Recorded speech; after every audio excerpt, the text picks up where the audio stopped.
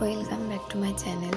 আশা করি আজকের গল্পটি আপনাদের সবার অনেক ভালো লাগবে।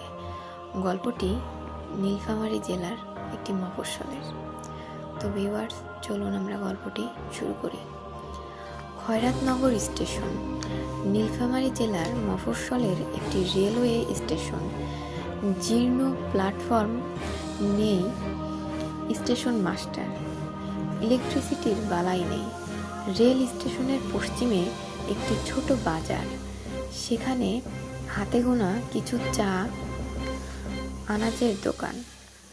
দুর্বল কিছু ইলেকট্রিক সোলার প্যানেল দিয়ে সেই সব দোকানে আলো জ্বলে। ক্যাসেট প্লেয়ারে গান বাজে। সন্ধ্যা নামার পর সেই বাজারে প্রাণহীন হয়ে যায়। এখন বাজে রাত 1:30। শীতের রাত, কুয়াশা ছড়িয়ে পড়েছে চারদিক। এই শীতের রাতে ভগ্ন প্ল্যাটফর্মে আমরা 5 জন বসে আছি। নীরবতা ঘনীভূত হয়ে আসছে। বাস স্ট্রাইক, তাই সন্ধ্যা থেকে লোকাল ট্রেনের জন্য অপেক্ষা করছি। গোয়ালবন্দ ঘাট নামে রাত 10টায় একটা ট্রেন আসার কথা, অথচ এখন সেই ট্রেনের হদিস নেই। আমাদের মধ্যে সবচেয়ে বেশি কথা বলে শাহেদ। সেই শাহেদও হাজারবার ট্রেনের গোষ্ঠী উদ্ধার করে এখন চুপ। একটানা ঝিঝি ডেকে যাচ্ছে। এই নির্জন মধ্যরাতে একটি মফস্বল স্টেশনে বসে আধার দেখছি আস্তর। সোহেলের কথা শুনলে অবশ্য এই দুর্ভোগ পোহাতে হতো না। আমরা যদি পায়ে হেঁটে অন্তত সৈয়দপুর পর্যন্ত যেতে পারতাম, তাহলে হয়তো এই শীতের রাতে দুর্ভোগ পোহাতে হতো না। ইস, কেন যে অলস রিফাতের কথা শুনে থেকে গেলাম। নিজের উপরেই রাগ লাগছে। এরই মধ্যে জুয়েলের কাছে থেকে একটা গল্প শুনে সবাই চুপসে গেছে। চুপসে যাবেই বা না কেন? এটা তো গা শিউরে ওঠার মতো গল্প। এই রেলপথে নাকি মাঝে মাঝে একটি অভিশপ্ত ট্রেন চলাচল করে। 71-এ মুক্তিযুদ্ধের সময় সৈয়দপুরের হিন্দু মরোয়ারিদের নিরাপদে ভারত পৌঁছে দেওয়ার কথা বলে একটি বিশেষ ট্রেনের ব্যবস্থা করে পাক মিলিটারিরা। তাদের কথায় বিশ্বাস করে কয়েকশো পরিবার সেই ট্রেনে আরোহণ করে। ট্রেন ফরিদপুর স্টেশন থেকে ছেড়ে খয়রাতনগর ফরিদপুরের মাঝামাঝি পৌঁছালে ট্রেন আকস্মিক নামিয়ে সমস্ত যাত্রীকে হত্যা করে পাকিস্তানি মিলিটারিরা। গুলি, ব্রাশ ফায়ার, বেয়োনেট দিয়ে খুঁচিয়ে সবাইকে হত্যার পর মালামাল, স্বর্ণালংকার লুট করে নেয় তারা। তারপর থেকে নাকি এই রেলপথে মাঝে মাঝে ভৌতিক এক ট্রেনের আবির্ভাব ঘটে। এই গল্প জুয়েল তার দাদুর কাছে ঢাকাতেই শুনেছিল। দাদু এক বন্ধু তখন সৈয়দপুর রেল কারখানায় চাকরি করতেন। না, ট্রেনের কোনো চিহ্নই নেই। আজ আসবে কিনা তাও আর বলা যাচ্ছে না। স্টেশন মাস্টার থাকলেও তাও মুখে সাহস থাকতো। পেটে ক্ষুধা কিছুটা জানান দিচ্ছে। বারবার মনে হচ্ছে কেন এই সফরে আসলাম। উফ, অবশ্য একেবারে অকারণ সফর ছিল না এটা। আমরা এসেছিলাম এখানকার টেক্সটাইল মিলে। আমাদের প্রত্যেকেরই অনার্স সাবজেক্ট টেক্সটাইল ইঞ্জিনিয়ারিং। তাই প্রত্যক্ষ কার্যক্রম পর্যবেক্ষণ, বিশেষ করে সরকারি টেক্সটাইল মিলের জন্যই এই ভ্রমণ। এই মফস্বল এলাকার টেক্সটাইল মিলটিকে বেছে নেওয়ার জন্য অবশ্য আরেকটি কারণ আছে। এর আশেপাশে তিস্তার বিশাল বিশাল কৃত্রিম সেচ ক্যানেল তৈরি করা হয়েছে। সেই সব ক্যানেল দিয়ে স্বচ্ছ টলটলে পানি প্রবাহিত হয়। আছে সাইফন, সামনে ছোট ছোট নদী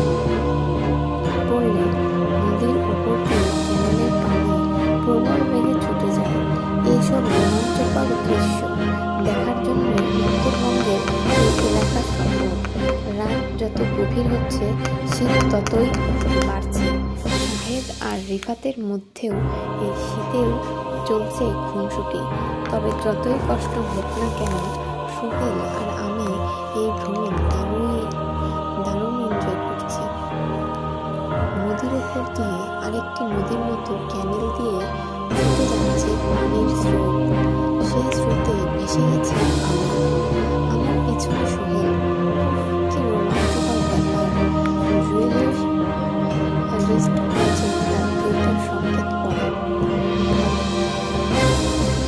ভাগ্যিস জুয়েলের রিস্টওয়াচটার সাথে নিয়ে এসেছে, না হলে এই মুঠোফোনের যুগও এই রাত বিরেতে সময় জানা হতো না। আমাদের কারো ফোনে চার্জ নেই। হঠাৎ করে রিফাত আর সোহেল চিৎকার দিয়ে উঠে ট্রেন আসছে। দূরে ট্রেনের ইঞ্জিনের ক্ষীণ আলো রেখে দেখা যাচ্ছে। কুয়াশা ভেদ করে আলো আর কাছে আসছে। এই নিকষ আঁধারে সকলের মুখে উল্লাস বোঝা যাচ্ছে। ট্রেন এসে থামতে না থামতেই আমরা হুড়মুড়িয়ে ট্রেনে উঠে পড়ি। কামরায় আলো, বিন্দুমাত্র আলো আছে। লোকাল ট্রেনের কমন বৈশিষ্ট্য, অন্ধকারে কারো মুখ দেখা যাচ্ছে না। ট্রেনের সিটগুলো অস্বাভাবিক নরম গদির মতো। গার্ডও মনে হয় ঘুমিয়েছে, কারণ হুইসেল ছাড়াই ট্রেন চলতে শুরু করে। কামরায় অন্য কোনো যাত্রী নেই, আমরাই শুধু 5 জন। আলো না থাকলেও অন্যান্য লোকাল ট্রেনের চেয়ে এই ট্রেনের বগিগুলোর ভেতরটা অনেক উন্নত। এমনকি জামালপুর কমিউটার ট্রেনের চেয়েও শতগুণে ভালো। নাকি বিভিন্ন ধরনের সুগন্ধি আসছে। রিফাত তার ঢাকার পরিকল্পনার কথা বলতে শুরু করলো। ঢাকায় গিয়ে কি করবে, এই সেই আরও কত হাবিজাবি। ট্রেন খুবই ধীর গতিতে চলতে শুরু করে। শাহেদ ব্যাগ থেকে 2 দিন আগের স্যান্ডউইচ আর পানি বের করে খেতে শুরু করে। এইবার নাকে উৎকট গন্ধ এসে ধাক্কা খায়। হঠাৎ শাহেদ উফ করে শব্দ করে। পানির বোতল ছিটকে আমার গায়ে এসে পড়ে। গোয়াতে গোয়াতে সামনের দিকে আঙুল দিয়ে দেখিয়ে দেয়। সেই দিকে তাকাতেই বুকের রক্ত হিম হয়ে আসে আমার। আবছা আলোয় অনেকগুলো কাটা মাথা লুটোপুটি খাচ্ছে ট্রেনের কামরায়। ট্রেনের গতিতে রকেটের চেয়ে বেড়ে গেছে। সোহেল আর আমি বাকি 3 জনকে ধরে ট্রেন থেকে লাফ মেরেই জ্ঞান হারালাম। চোখ যখন মেলি দেখি আমরা হাসপাতালের বেডে। মনে পড়ে যায় ট্রেনের কথা। কারো কারো হাতে পায়ে ফ্র্যাকচার ছাড়া তেমন কিছু ক্ষতি হয়নি। বড় বাঁচা বেঁচে গেছি, তবে আম্মুর হাত থেকে রেহাই নেই। সবারই আব্বু অথবা আম্মু রংপুরে আসছে। খুব সকালে আমি জমি চাষ করতে গিয়েছিলাম, তারাই আমাদের অজ্ঞান অবস্থায় উদ্ধার করে রংপুর মেডিকেল কলেজে ভর্তি করিয়েছে এবং ঢাকায় খবর দিয়েছে। কিছুক্ষণের মধ্যেই হয়তো এসে পৌঁছাবে।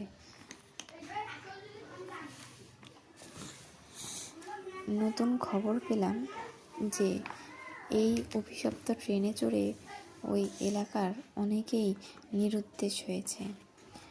গোয়ালঘাট ট্রেনটি গতরাতে চিলাহাটিতে লাইনচ্যুত হয়েছে, তাই আসতে পারেনি।